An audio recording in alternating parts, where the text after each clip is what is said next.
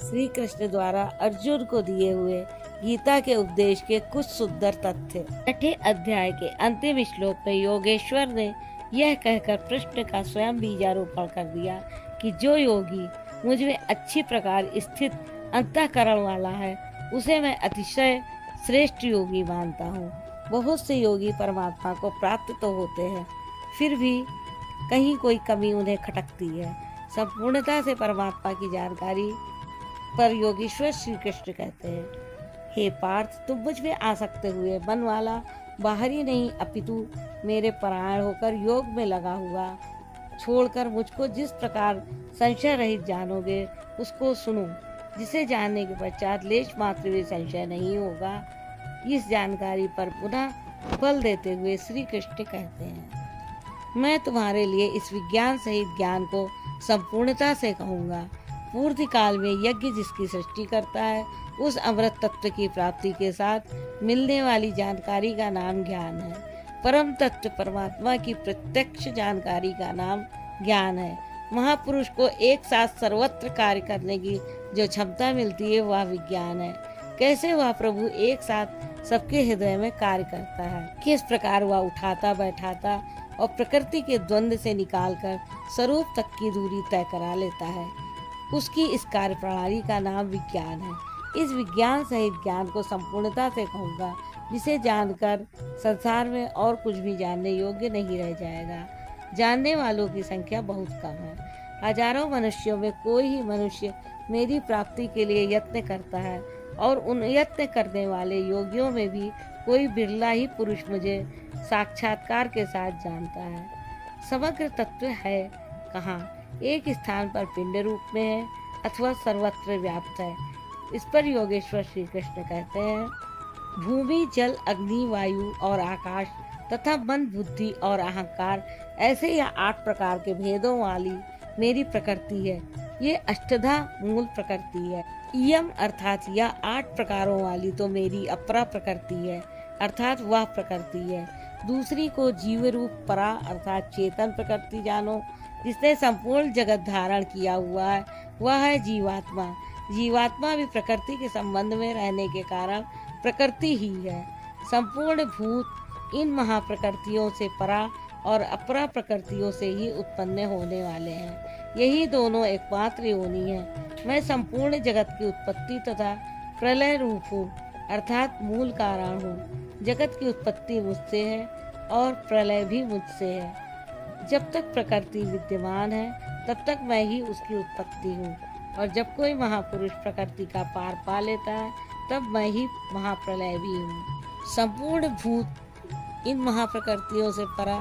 श्री कृष्ण के अनुसार प्रकृति अनादि है, परिवर्तन होते रहे किंतु यह नष्ट कभी नहीं हुई। धनंजय, मेरे सिवाय किंचित मात्र भी दूसरी वस्तु नहीं है। यह संपूर्ण जगत सूत्र में मणियों के सदृश मेरे में गुथा हुआ है।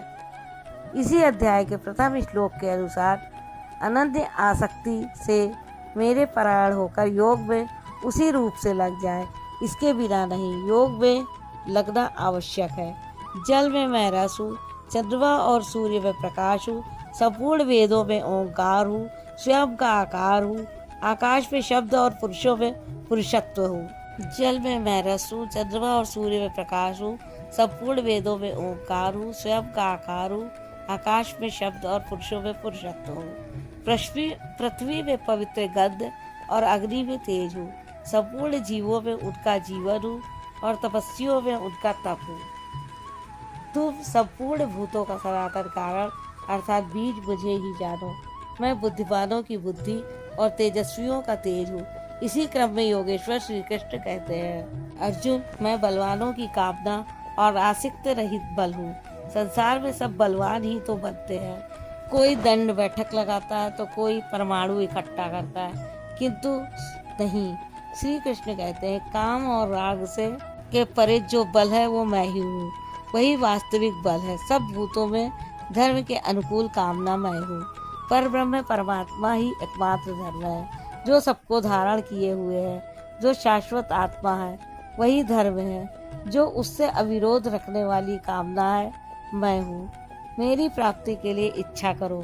सब कामनाएं तो वर्जित हैं, किंतु उस परमात्मा को पाने की कामना आवश्यक है, अन्यथा आप साधन कर्म में प्रवृत्त नहीं होंगे।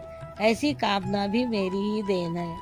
जो सत्व गुण से उत्पन्न होने वाले भाव हैं, जो रजोगुण और तमोगुण से उत्पन्न होने वाले भाव हैं, उन सबको तू मुझसे ही उत्पन्न होने वाले हैं ऐसा जानो। परंतु वास्तव में उनमें मैं और वे वे नहीं हैं। न मैं उनमें खोया हुआ और न वे मुझ में प्रवेश कर पाते हैं, क्योंकि मुझे कर्म से स्पृहा नहीं है। मैं निर्लेप हूँ, मुझे इनमें कुछ पाना नहीं है, इसलिए मुझ में प्रवेश नहीं कर पाते। जिस प्रकार आत्मा की उपस्थित से ही शरीर को भूख प्यास लगती है, आत्मा को अन्न अथवा जल से कोई प्रयोजन नहीं है, उसी प्रकार प्रकृति परमात्मा की उपस्थिति में ही अपना कार्य कर पाती है। परमात्मा उसके गुण और कार्यों में निर्लेप रहता है। सात्विक, राजस और तामस इन तीन गुणों के कार्य रूप भावों से यह जगत मोहित हो रहा है। इसलिए लोग इन तीनों गुणों से परे मुझ अविनाशी को तत्व से भली प्रकार नहीं जानते। मैं इन तीनों गुणों से परे हूँ, अर्थात जब तक अंश मात्र भी गुणों का आवरण विद्यमान है तब तक कोई मुझे नहीं जानता। उसे अभी चलना है, वह राही है। और यह त्रिगुणमयी मेरी आत्म अद्भुत माया दुस्तर है, किंतु जो पुरुष मुझे ही निरंतर भजते हैं वे इस माया का पार पा जाते हैं। यह माया है तो दैवी, परंतु अगरबत्ती जलाकर इसकी पूजा न करने लगे, इससे पार जाना है। जो मुझे निरंतर भजते हैं वे जानते हैं, फिर भी लोग नहीं भजते। माया के द्वारा जिनके ज्ञान का अपहरण कर लिया गया है, जो आसुरी स्वभाव को धारण किए हुए मनुष्यों में अधम, काम, क्रोध आदि दुष्कृतियों को करने वाले मूढ़ लोग मुझे नहीं भजते। राधे राधे।